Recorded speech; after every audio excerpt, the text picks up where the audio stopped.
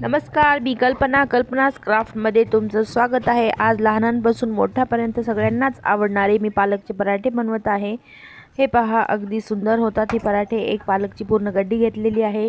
मिरची, कोथिंबीर, लसूण, आलं, थोडंसं जिरं, पालकची गड्डी ही पूर्ण कट केलेली आहे। एका पातेल्यात पाणी ठेवलेलं आहे। थोडंसं मीठ टाकून ही गड्डी मी कट केलेली याच्यामध्ये पातेल्यात टाकून घेते वाफवण्यासाठी आणि याच्यावर मी झाकण ठेवून देते।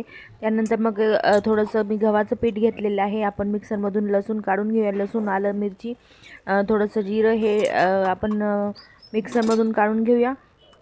आणि हे आपलं पालक शिजलेलं आहे, हे मिक्सरमधून काढलेलं आपण गव्हाच्या पिठामध्ये टाकून देऊया। थोडीशी कोथिंबीर घालूया वरून आणि नंतर मग हे पालकचं हे पूर्ण पाणी काढून घेऊया आणि हा उरलेला हा पालक आहे तो सगळा मिक्सरमधून काढूया। हे पिठात थोडीशी तीळ घालून घेऊया आणि हे पालक मिक्सरमधून काढलेला आपण पिठामध्ये मिक्स करूया। थोडीशी हळद वरून टाकूया आणि असा एक गोळा करून घेऊया आपण त्याचा आणि असे लाटून छोटे छोटे पराठे बनवूया आपण।